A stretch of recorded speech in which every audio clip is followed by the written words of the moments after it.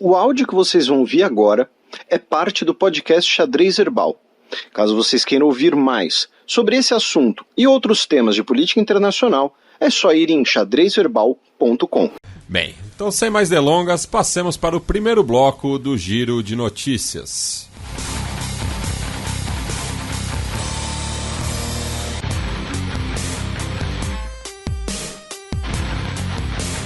Giro de Notícias.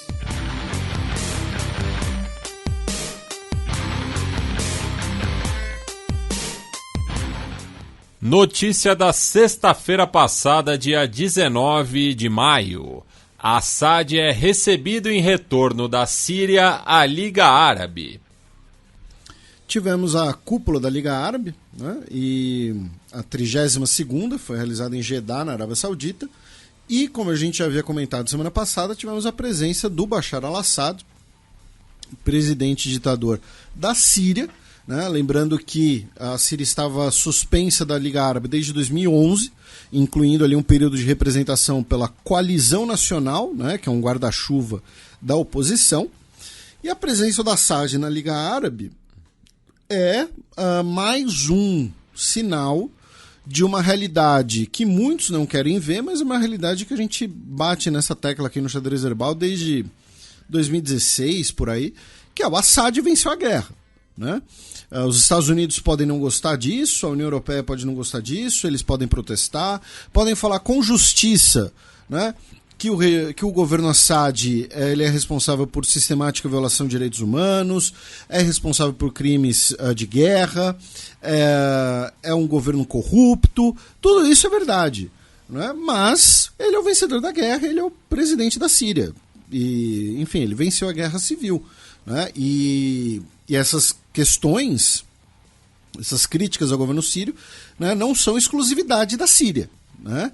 Se a gente pensar que quem está recebendo, né, o evento, quem né, recebeu a cúpula foi a Arábia Saudita, né, ainda por cima, a gente também tinha comentado, né, durante o período ali, infelizmente, né, quando nós tivemos o terremoto que deixou milhares de pessoas mortas na Turquia e na Síria, que a reaproximação da Síria com os seus países árabes pela ajuda humanitária naquele contexto faria parte de uma reaproximação maior, de uma normalização da Síria.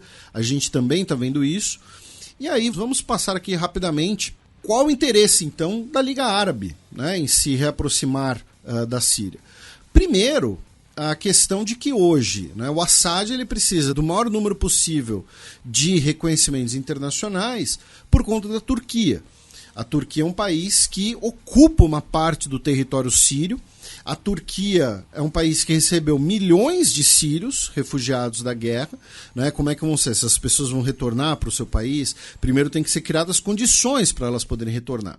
E a Turquia é um país que né, tem relações ali que variam, né, com os outros países árabes, né, especialmente pelo fato de que a Turquia é vista pelos países árabes como um país que apoia a Liga Muçulmana, que para vários países árabes é um grupo que é visto como um grupo terrorista, um grupo que é uma ameaça ao Estado, né, como é o caso do Egito. Então, é bom para o Assad, que consegue aliados em relação à Turquia, é bom para os países árabes, que eventualmente abrem mais uma frente, digamos assim, em relação à Turquia, né? O Assad, inclusive, no seu discurso na Liga Árabe, ele alertou contra o pensamento otomano expansionista, né? Referência ao governo Erdogan. E também tem a questão econômica, né? A Síria ela precisa ali de um amplo plano de reconstrução, né? Uma espécie de plano Marshall, e aparentemente o que nós teremos vai ser uma espécie de plano Marshall regional, né? Com o Irã e os países árabes investindo na reconstrução síria, eventualmente capital chinês, e isso dialoga, né, sendo muito breve, né, dialoga com um cenário mais amplo, que é do decoupling entre China e Estados Unidos. Por quê? Porque a economia síria hoje é toda sancionada pelos Estados Unidos. Então, os países que eventualmente forem investir na reconstrução da Síria, ou as empresas, né, terão que ser empresas muitas vezes ligadas à China, ou com capital chinês, ou que não tenham negócios com os Estados Unidos. E tem uma questão muito importante para os países árabes, que é o fato de que, nos últimos anos, como os nossos ouvintes sabem, nós tivemos descobertas de diversas reservas de hidrocarbonetos no Mediterrâneo Oriental. Ou seja, a costa da Síria tem um potencial de riqueza, um potencial geopolítico muito grande nos próximos anos, e a própria Síria pode ser um local de passagem de um gasoduto, de um oleoduto, ligando a região do Golfo Pérsico ao Mediterrâneo e diretamente à Europa. Inclusive, esse projeto de um oleoduto passando pela Síria está nas origens da Guerra Civil, há 10 anos atrás, mais de 10 anos atrás, 2011. Né? Então, foram aí 12 anos, né, de destruição, de mortes, de milhões de pessoas expulsas de suas casas. Para quê? Para tudo continuar como dantes no quartel de Abrantes. Né? Ainda na região, meu caro Matias, o governo dos Emirados Árabes Unidos, inclusive, confirmou, né, que o Assad está convidado para a COP28, né, Conferência da ONU sobre Mudanças Climáticas, que será realizada nos Emirados Árabes Unidos, e mais de 100 integrantes, 100 congressistas dos Estados Unidos e do Parlamento Europeu pediram que o Sultan Al-Jaber seja removido do cargo de chefe da COP28. Por quê? Vamos recapitular.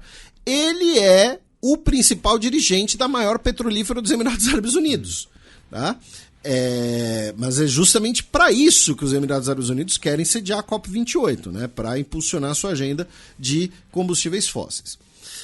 Na Argélia, né, um dos principais líderes da oposição, o Karim Tabou, né, ele foi libertado essa semana. Ele que é um dos líderes dos protestos contra, né, a virtual junta militar, né, que governa a Argélia. Ele foi um dos líderes dos protestos em 2019. Naquela ocasião a gente tem um programa em que a Argélia é o tema principal. Ainda, né, em países da Liga Árabe, meu caro Matias, o Assad, o discurso dele não foi assistido pelo emiro do Catar. Né? O Catar é um dos países árabes que ainda se opõe à normalização de relações com a Síria, justamente porque o Catar tem boas relações com a Irmandade Muçulmana.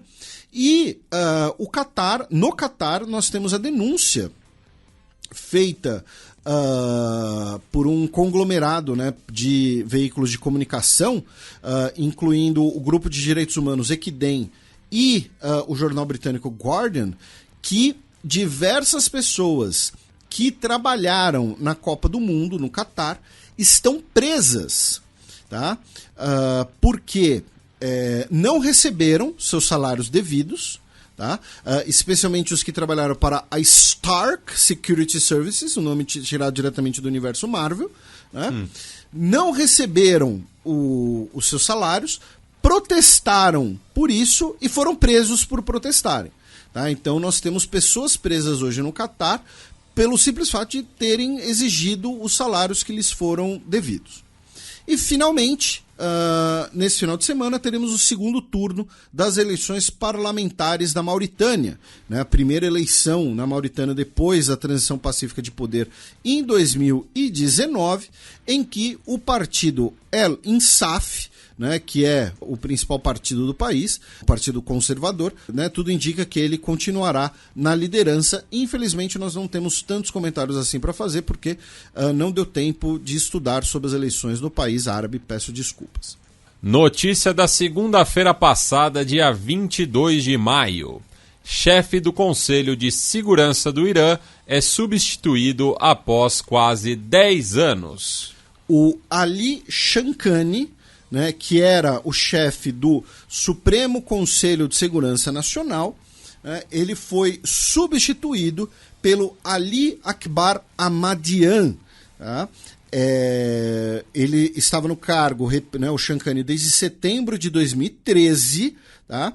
E ele anunciou a sua despedida do cargo, né, postando nas suas redes sociais um trecho de um poema do século XVI, do poeta Muhtashan Kashani.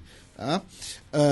Ele aparentemente saiu do cargo depois, né, do acordo entre Irã e Arábia Saudita, e ele mencionou que estaria saindo do cargo porque cumpriu sua missão. Né? Ele disse que ampliou, né, as relações do Irã, ampliou as cooperações de segurança do Irã, porém não foi dada, né, uma justificativa oficial.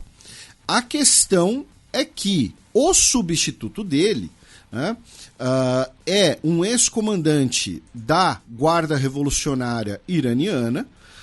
Lembrando, né, a Guarda Revolucionária é uma espécie de Estado dentro do Estado no Irã. Né?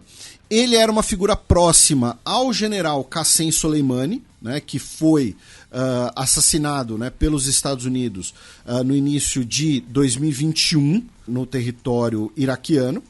No início de 2020, peço desculpas. E o substituto dele, né, que foi nomeado, o Ali Akbar Ahmadian, ele é visto como uma figura bem mais conservadora e bem mais defensor de uma política mais repressiva em relação aos protestos recentes que ocorreram no país. Tá?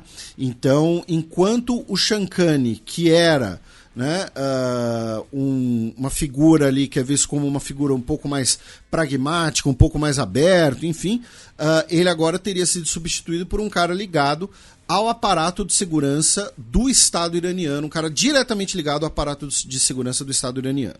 Tá? Também em relação ao Irã, meu caro Matias, 5 guardas iranianos, a notícia da Associated Press fala guardas, não sei se são militares, são policiais, foram mortos perto da fronteira com o Paquistão, na região de Saravan, num possível ataque de separatistas do Balochistão. Tá? E a região, né, justamente é um ponto focal desse grupo de resistência. Notícia da última terça-feira, dia 23 de maio. Combates prosseguem no Sudão, apesar de nova trégua anunciada por rivais. Então, meu caro Matias, no último final de semana, né, nós tivemos o anúncio de uma trégua, tá, entre o exército do Sudão e as forças, né, as forças de resposta rápida, que deveria ter entrado em vigor, né, na segunda-feira para permitir a entrada de ajuda humanitária e também evacuação de algumas pessoas da capital Khartoum. O cessar-fogo foi anunciado pela ONU, via o chefe da ONU no Sudão, o Volker Peters. Tá?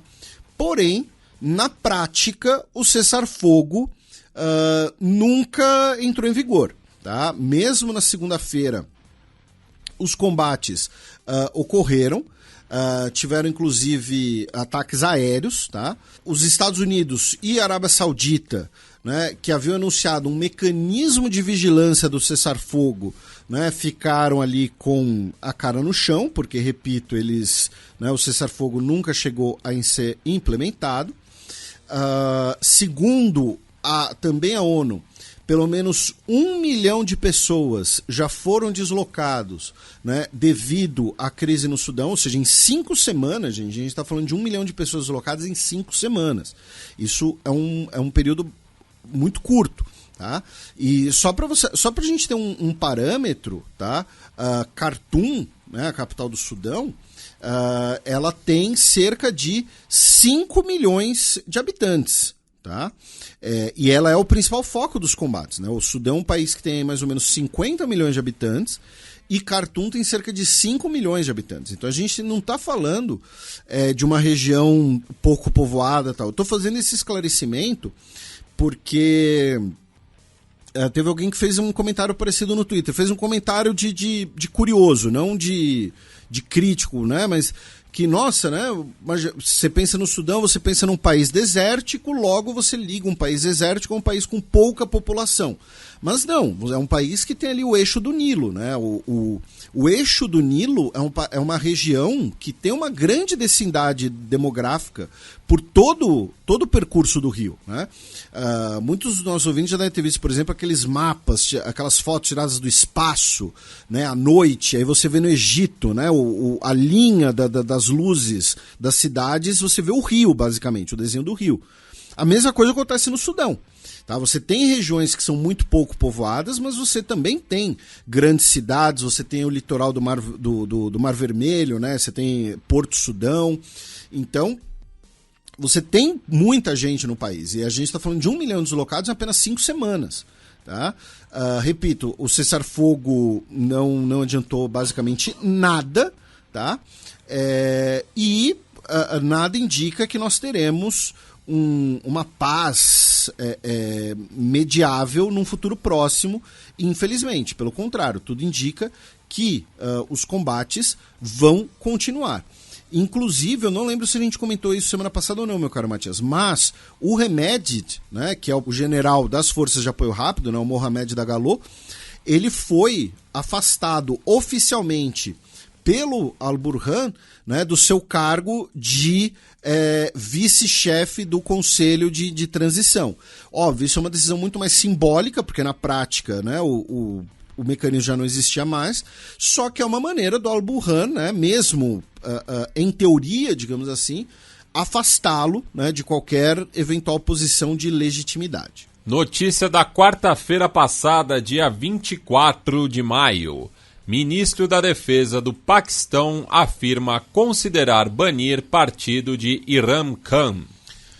O senhor Khawaja Mohammad Asif, que é o ministro da Defesa do Paquistão, é a segunda vez que ele assume o cargo. Ele é um civil, tá? Não é um militar, porém vamos lembrar, né? Os militares no Paquistão têm muita influência política, muito prestígio, muito poder.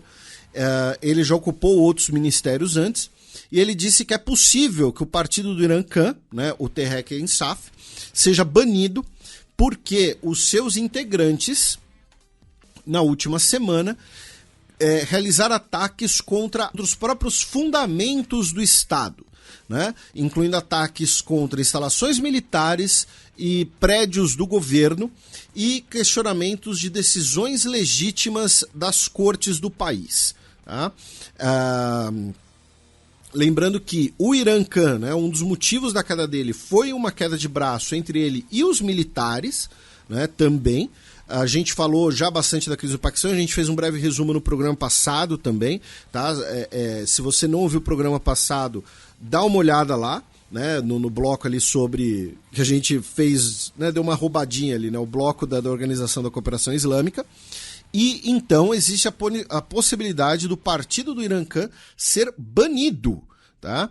E tanto essa ameaça quanto o clima político no país fizeram com que diversas lideranças do partido, que é conhecido, né, pela sigla PTI, já tenham saído do partido.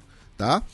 Temendo represálias ou temendo, né, que pela associação Imran Khan essas pessoas percam direitos políticos, percam poder político, inclusive. Por exemplo, a Shirin Mazari, né, que foi ministra dos Direitos Humanos e que foi representante do Paquistão na ONU, ela decidiu sair do partido, porque ela, desde o dia 12 de maio, ela foi detida 3 vezes. Né? E aí ela disse então que decidia sair do partido porque cansou desse assédio policial, desse assédio jurídico, digamos assim.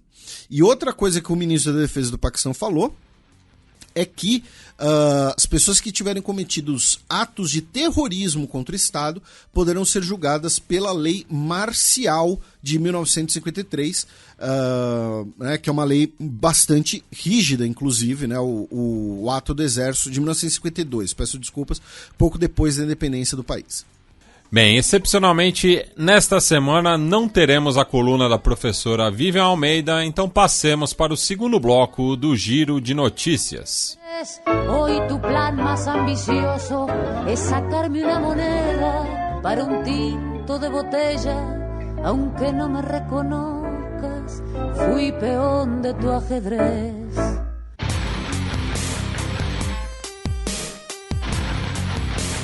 Giro de Notícias.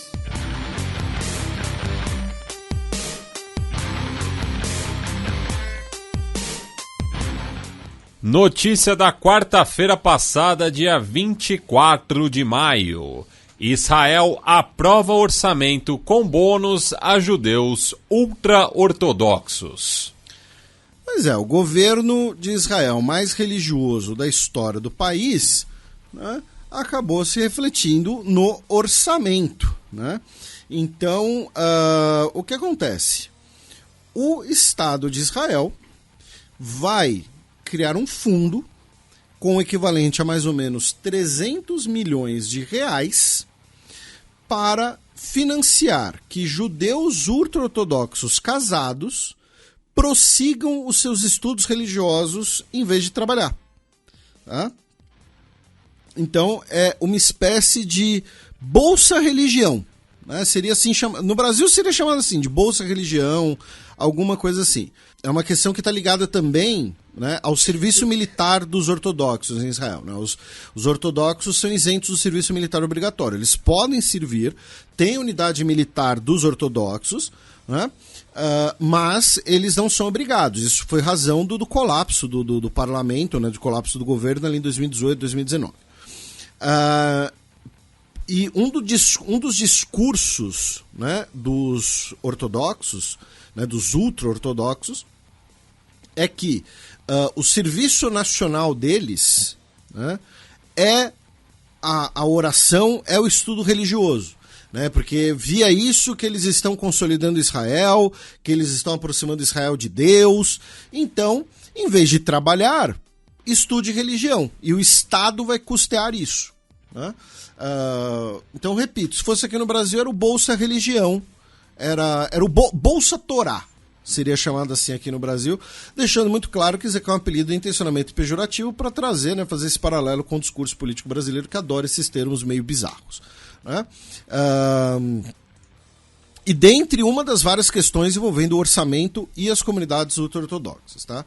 Nessa semana tivemos mais uma visita, né, do ultra-ortodoxo nacionalista Itamar Ben-Gvir, o ministro de Segurança Nacional, à esplanada das mesquitas, né, ali onde está a mesquita de Al-Aqsa, e dizendo que Israel que está na direção, né, da região. Né?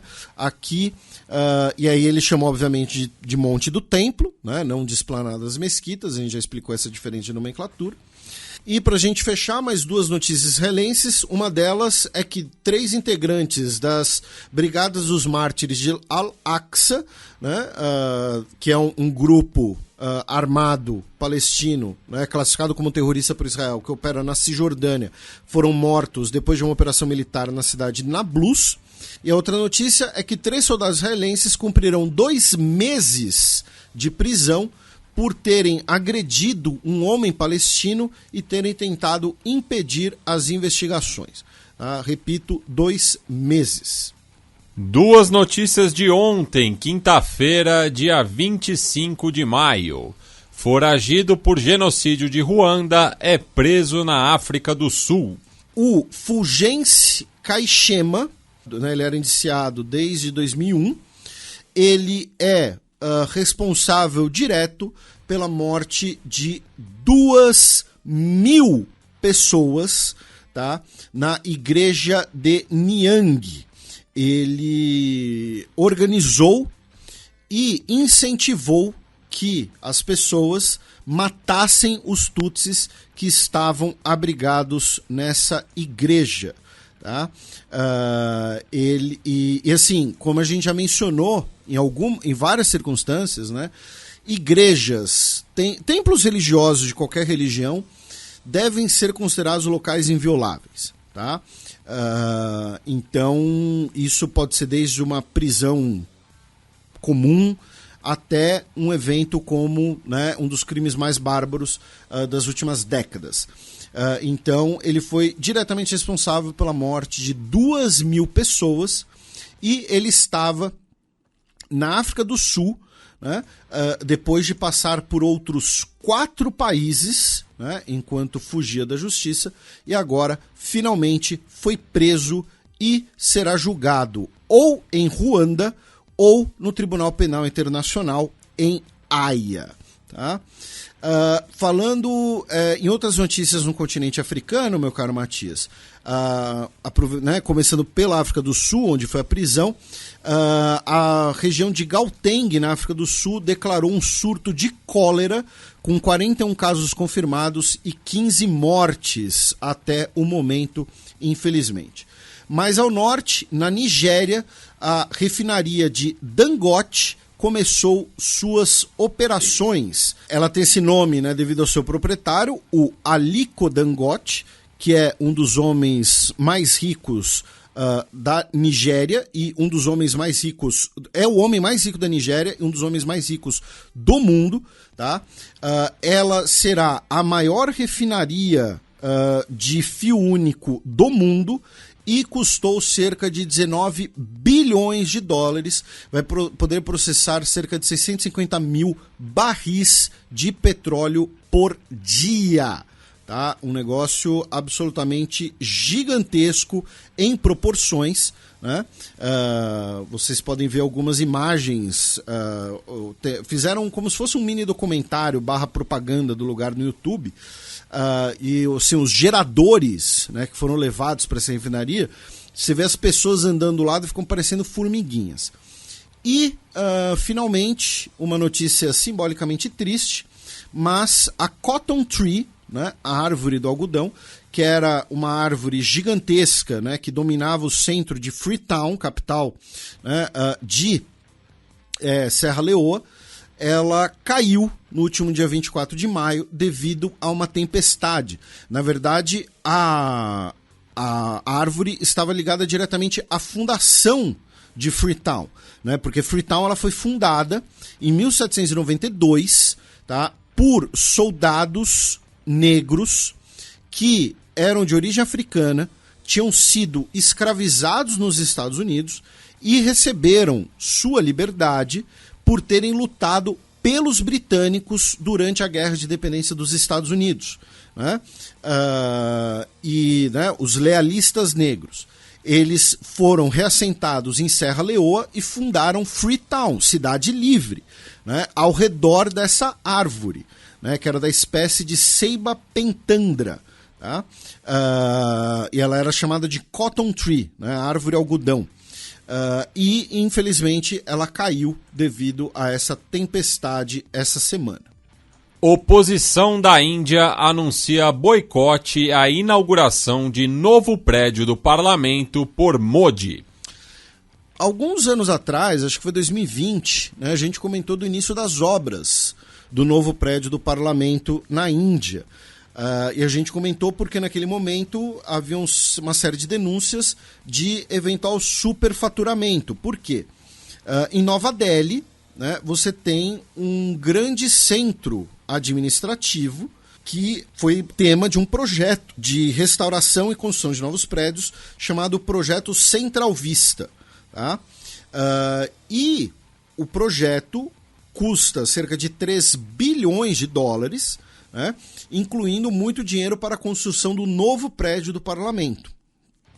O novo prédio do parlamento ele terá uma função muito interessante, muito curiosa e importante, que é o seguinte: o prédio atual do parlamento indiano ele foi construído na década de 1920 num projeto, né, conduzido por arquitetos britânicos.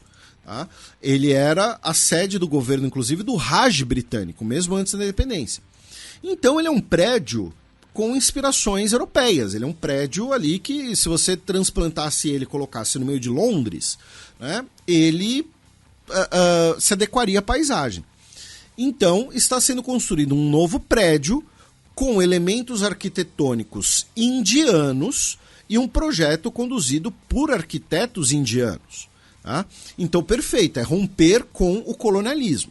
O prédio do parlamento, o prédio antigo, ele vai ser transformado em um centro cultural e museu, tá? Ele não vai ser demolido.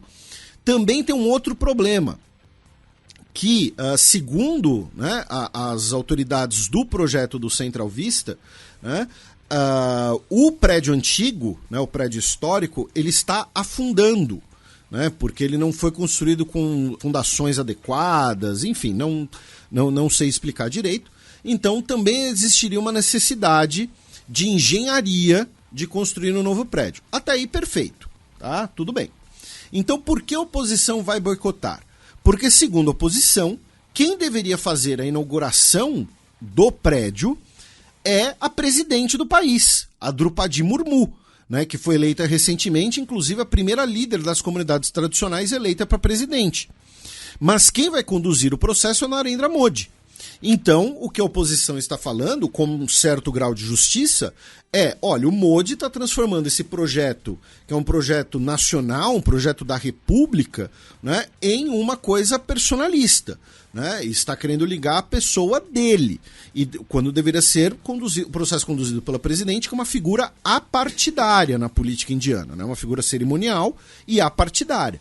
Então, o boicote pelo partido do Congresso Nacional Indiano e outros 18 partidos de oposição, né, vários da coligação, claro, é por isso, é por falarem que o Modi, como premier, não deveria ser o condutor da cerimônia, mas a presidente, como a ideia de que o presidente do país é o primeiro cidadão, né, aquele termo que vem de Roma, inclusive, né, que é a origem do termo príncipe, né, salvo engano. Né, primos, príncipes, enfim. Então, o boicote é por isso, e que é uma argumentação também justa. Abaixa o volume, porque lá vem Breaking News. ONU aprova Brasil como sede da COP30. A COP30, novembro de 2025, será realizada no Brasil, muito provavelmente em Belém do Pará, né? Já que a ideia é que seja realizado um evento, né, na região da Amazônia. E eu ouvi dizer, não sei o quanto disso é verdade ou não, mas que também tem um jogo político que é assim, que muita gente pode falar, mas em Manaus, né? Pode ser em Manaus também, mas é que aí seria ali um jogo político envolvendo o fato até mesmo de que Manaus foi sede da Copa, né? Ao contrário de Belém, então seria a vez de Belém, né? Enfim, não sei, o fato é, tudo vai ser em Belém do Pará, em 2025, a COP30, né? Celebrando, né, justamente os 30 anos da primeira COP, que foi no Brasil, né, a popular Rio 92. Então, né, é algo que a gente já comentou. O governo Lula, né, busca fazer uma projeção internacional e, junto com isso, tem um esforço e as coincidências, né, as duas coisas, o esforço de receber a COP28 e a coincidência de receber a cúpula dos BRICS, por exemplo, né, porque coincidência no sentido de que é um revezamento. Então, o governo Lula vai receber, né, vai acabar sendo a sede de diversos eventos internacionais importantes nos próximos anos. E também hoje, dia 26 de maio, meu caro Matias, o presidente Lula conversou por telefone com o presidente da Rússia, Vladimir Putin, e conversou sobre a necessidade de mediar pela paz na Ucrânia, né?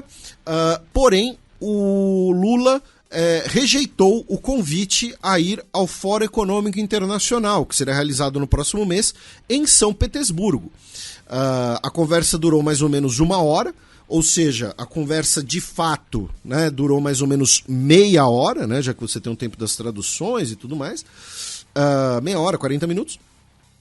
E, obviamente, né, o Lula negou, né, a viagem a São Petersburgo, porque isso aí sim ficaria uma imagem muito forte de o Lula é aliado do Putin, né, o governo Lula é aliado do governo Putin, enfim, coisas do tipo. Bem, e teremos, a partir desse final de semana, Felipe, o começo da Copa BRICS Sub-17, que será disputada na Grande São Paulo, entre equipes paulistas da categoria, né? Inclusive o trio de ferro. De futebol, isso? De futebol. E também com a presença da seleção russa e do Zenit São Petersburgo. Meu Deus, não estava fazendo ideia disso. Mas não é BRICS, então, é Copa BRI. É Brasil e Rússia só. Brasil e Rússia só. Não acharam nenhum time sul-africano, nada. Enfim, tá, vai participar o Grupo A, Clube Atlético Juventus, Santos, Palmeiras e Zenit. E o Grupo B, Flamengo de Guarulhos, Nacional, Atlético Clube, Corinthians e Seleção Russa. Eu falei o trio de ferro, São Paulo não vai participar.